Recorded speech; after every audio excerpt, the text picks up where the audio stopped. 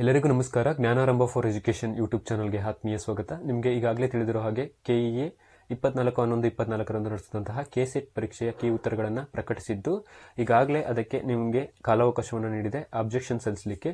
So ಇಲ್ಲಿ ಹಲವಾರು YouTube ಚಾನಲ್ಗಳನ್ನ ನೋಡಿದೆ, ಯಾವೆಲ್ಲ ಪ್ರಶ್ನೆಗಳಿಗೆ ಆಬ್ಜೆಕ್ಷನ್ ಸಲ್ಲಿಸಬಹುದು ಅಂತ ಕೆಲವೊಂದು ಯೂಟ್ಯೂಬ್ ಚಾನಲ್ಗಳಲ್ಲಿ ಹಾಕ್ತಿದ್ದಾರೆ. ಸೊ ಹಾಗಾದ್ರೆ ಇಲ್ಲಿ ನೀವು ಯಾವ ಪ್ರಶ್ನೆಗಳಿಗೆ ಆಬ್ಜೆಕ್ಷನ್ ಸಲ್ಲಿಸಿದ್ರೆ ನಿಮಗೆ ಖಂಡಿತವಾಗಿ ಇಲ್ಲಿ ಮಾರ್ಕ್ಸ್ ಸಿಗುತ್ತೆ ಅನ್ನೋದನ್ನ ನಾನು ಈ ಒಂದು ತರಗತಿಯಲ್ಲಿ ನಾನು ಪ್ರೂಫ್ ಸಮೇತ ನಾನು ಇಲ್ಲಿ ನೀಡ್ತಾ ಇದ್ದೀನಿ. ಸೊ ಹಾಗಿದ್ರೆ ಈ ಪ್ರಶ್ನೆ ಪತ್ರಿಕೆಯಲ್ಲಿ ಪತ್ರಿಕೆ 1ರಲ್ಲಿ ಮೊದಲನೇ ಪ್ರಶ್ನೆಯನ್ನ ನೋಡೋದಾದ್ರೆ ಇಲ್ಲಿ ಜಲಚರ ವ್ಯವಸ್ಥೆಯಲ್ಲಿ ಅನೇಕ ಬಯೋಮ್ಗಳ ಪಿರಮಿಡ್ ಮೇಲ್ಮುಖವಾಗಿರಬಹುದು.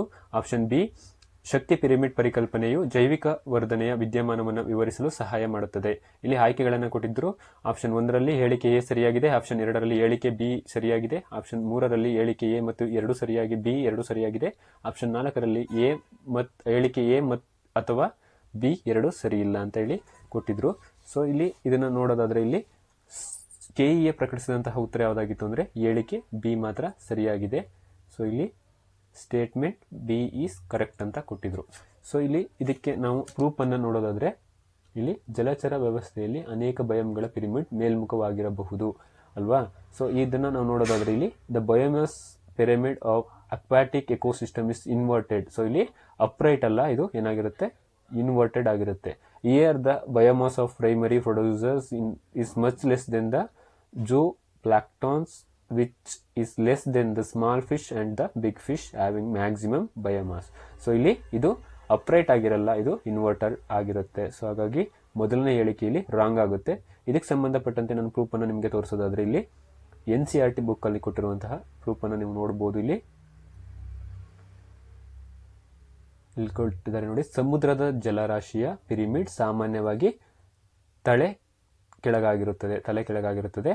ಇಲ್ಲಿ ಶಕ್ತಿಯ ಪಿರಮಿಡ್ ಯಾವಾಗಲೂ ಮೇಲ್ಮುಖವಾಗಿದ್ದು ತಲೆ ಕೆಳಗಾಗಿರುವುದಿಲ್ಲ. ಸೊ ಇಲ್ಲಿ ಶಕ್ತಿಯ ಪಿರಮಿಡ್ ಯಾವಾಗಲೂ ಮೇಲ್ಮುಖವಾಗಿರುತ್ತೆ. ಆದ್ರೆ ಇಲ್ಲಿ ಏನ್ ಕೊಟ್ಟಿದ್ರು ಅಂತಂದ್ರೆ ನಿಮ್ಗೆ ಇಲ್ಲಿ ಜೀವರಾಶಿಯ ಪಿರಮಿಡ್ ಮೇಲ್ಮುಖವಾಗಿರುತ್ತದೆ ಅಂತ ಹೇಳಿ ಕೊಟ್ಟಿದ್ರು. ಸೊ ಹಾಗಾಗಿ ಆಪ್ಷನ್ ಎ ಏನಿದೆ ಇದು ಸರಿಯಾಗಲಿಕ್ಕಿಲ್ಲ. ಸೊ ಇಲ್ಲಿ ಆಪ್ಷನ್ ಬಿ ಮಾತ್ರ ಇಲ್ಲಿ ಸರಿಯಾಗುತ್ತೆ. ಹಾಗಾಗಿ ಅಲ್ಲಿ ಕೆಇಎ ಕೊಟ್ಟಿರುವಂತಹ ಉತ್ತರ ಸರಿಯಾಗಿದೆ ಅಂತಾನೆ ಹೇಳ್ತೀನಿ ನಾನು. ಇಲ್ಲಿ ಆಬ್ಜೆಕ್ಷನ್ ಹಾಕಿದ್ರು ನಿಮಗೆ ಮಾರ್ಕ್ಸ್ ಸಿಗೋದು ಡೌಟ್ ಅಂತ ಹೇಳ್ತೀನಿ.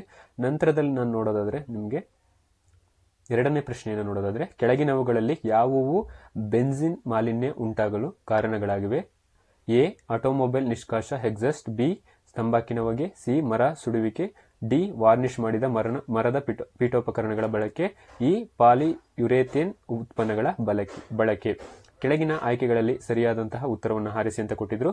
ಆಪ್ಷನ್ 1ರಲ್ಲಿ ಬಿ ಮತ್ತು ಸಿ ಮಾತ್ರ, ಆಪ್ಷನ್ 2ರಲ್ಲಿ ಬಿ ಮತ್ತು ಡಿ ಮಾತ್ರ, ಆಪ್ಷನ್ 3ರಲ್ಲಿ ಎ, ಬಿ, ಸಿ, ಡಿ ಮತ್ತು ಇ ಕೊಟ್ಟಿದ್ರು, ಆಪ್ಷನ್ 4ರಲ್ಲಿ ಎ, ಸಿ ಮತ್ತು ಡಿ ಅಂತ ಕೊಟ್ಟಿದ್ರು.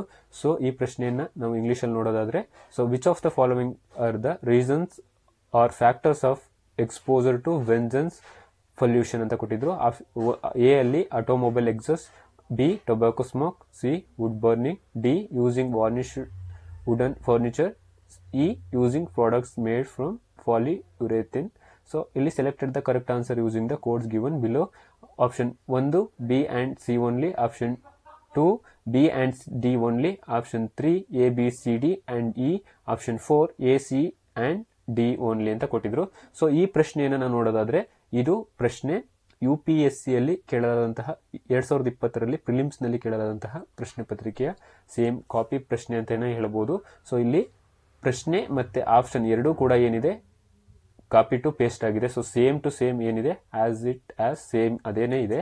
ಬಟ್ ಇಲ್ಲಿ ಏನಾಗಿತ್ತು ಅಂತಂದ್ರೆ ಇಲ್ಲಿ ನೋಡೋದಾದ್ರೆ ಇಲ್ಲಿ ಮೊದಲನೆಯದಾಗಿ ಇಲ್ಲಿ 1, 2 ಮತ್ತೆ 3 ಮಾತ್ರ ಅಂತ ಹೇಳಿ ಕೊಟ್ಟಿದ್ರು ಇಲ್ಲಿ UPSC ಯಲ್ಲಿ. ಸೊ ಇಲ್ಲಿ ಏನಾಗಿತ್ತು ಅಂತಂದ್ರೆ ಇಲ್ಲಿ ಕೊಡಬೇಕಿದ್ರೆ ಇವರು ರಾಂಗ್ ಮಾಡಿದ್ದಾರೆ, ಇಲ್ಲಿ ಬಿ ಅಂಡ್ ಸಿ ಓನ್ಲಿ ಅಂತ ಮಾಡಿದ್ದಾರೆ. ಸೊ ಇಲ್ಲಿ ಎ ಇಲ್ಲಿ ಬಿಟ್ಟೋಗಿದೆ. ಸೊ ಹಾಗಾಗಿ ಏನಾಗುತ್ತೆ ಅಂದ್ರೆ ಈ ಪ್ರಶ್ನೆಗೆ ನಿಮಗೆ ಒಂದು ಗ್ರೇಸ್ ಮಾರ್ಕ್ಸ್ ಸಿಗುವಂತಹ ಚಾನ್ಸಸ್ ಇದೆ.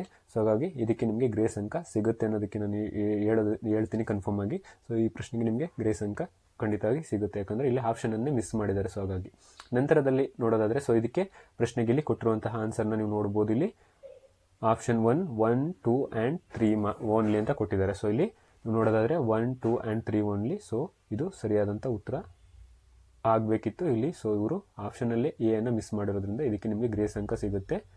ನಂತರದ ಪ್ರಶ್ನೆಯನ್ನು ನೋಡೋದಾದ್ರೆ ಹೊಂದಿಸಿ ಬರೆಯಿರಿ. ಇಲ್ಲಿ ಕೊಟ್ಟಿರುವಂತಹ ಪ್ರಶ್ನೆಗೆ ಉತ್ತರ ತಪ್ಪಾಗಿದೆ. ಇಲ್ಲಿ ಪಟ್ಟಿ 1 ಮತ್ತೆ ಪಟ್ಟಿ 2 ಕೊಟ್ಟಿದ್ದಾರೆ. ಇಲ್ಲಿ ಪ್ರಯತ್ನ ಮತ್ತೆ ಪ್ರಮಾದ ಕೊಟ್ಟಿದ್ದಾರೆ. ಹಾಗೆ ಬಿ ಯಲ್ಲಿ ಶಾಸ್ತ್ರೀಯ ಅನುಬಂಧ, ಸಿ ಯಲ್ಲಿ ಕ್ರಿಯಾಜನ್ಯ ಅನುಬಂಧಿತ, ಹಾಗೆ ಡಿ ಯಲ್ಲಿ ಒಳನೋಟ ಕಲಿಕೆ ಕೊಟ್ಟಿದ್ರು. ಪಟ್ಟಿ 2ರಲ್ಲಿ ಕಲಿಕೆ ಜ್ಞಾನಾತ್ಮಕ ಚಟುವಟಿಕೆಗಳನ್ನು ಬಳಸಲಾಗುತ್ತದೆ. 2ರಲ್ಲಿ ಕಲಿಕೆಗೆ ಪುನರ್ಬಲವನ್ನು ಬಳಸಲಾಗುತ್ತದೆ. ಸಿ ಯಲ್ಲಿ ಪ್ರಯತ್ನಗಳು ತಪ್ಪುಗಳನ್ನು ಕಡಿಮೆ ಮಾಡುತ್ತದೆ. 4ರಲ್ಲಿ ಕೃತಕ ಪ್ರೇರಣೆಗಳನ್ನು ಬಳಸಲಾಗುತ್ತದೆ. ಈ ಕೋಡ್ಗಳಿಂದ ಈ ಕೆಳಗಿನ ಕೋಡ್ಗಳಿಂದ ಸರಿಯಾದ ಉತ್ತರವನ್ನು ಆರಿಸಿ ಅಂತ ಕೊಟ್ಟಿದ್ರು. ಸೊ ಈಗಾಗಲೇ ಕೆಇಎ ಕೊಟ್ಟಿರೋ ಉತ್ತರದ ಪ್ರಕಾರ ಆಪ್ಷನ್ 3 ಕೊಟ್ಟಿದ್ದಾರೆ. ಸೊ ಇದು ರಾಂಗ್ ಆಗುತ್ತೆ. ಇಲ್ಲಿ option 4 is the right answer ಆಗುತ್ತೆ.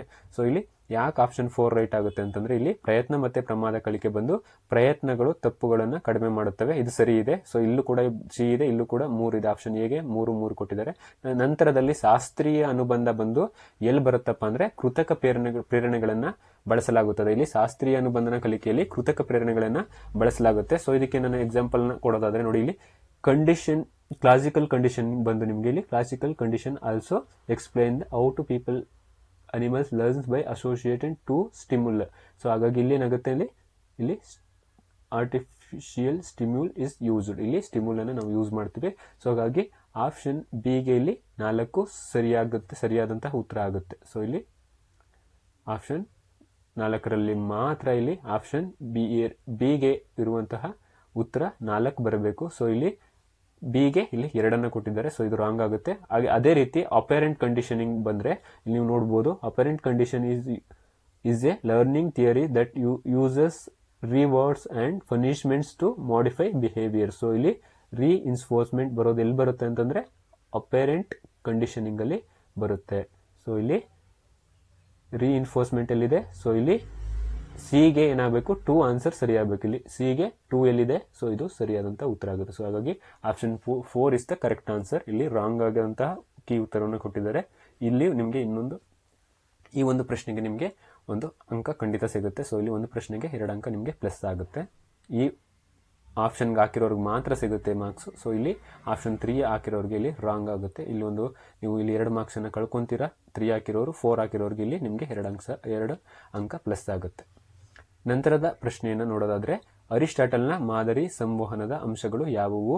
ಸೆಂಡರ್, ಎನ್ಕೋಡರ್, ಚಾನಲ್ ಮತ್ತೆ ಡಿಕೋಡರ್ ಮತ್ತೆ receiver. Option 2 sources, message, channel ಮತ್ತೆ receiver. Option C sender, transmitter, noise and receiver. Option 4ರಲ್ಲಿ ಸ್ಪೀಕರ್, ಸಬ್ಜೆಕ್ಟ್ ಮತ್ತೆ ಆಡಿಯನ್ಸ್ ಅಂತ ಕೊಟ್ಟಿದ್ರು. ಸೊ ಇಲ್ಲಿ ಕೆಲವೊಂದು ಚಾನಲ್ಗಳಲ್ಲಿ ನೋಡಿದೆ ಅರಿಸ್ಟಾಟಲ್ ಮಾದರಿ ಸಂವಹನದ ಅಂಶಗಳು.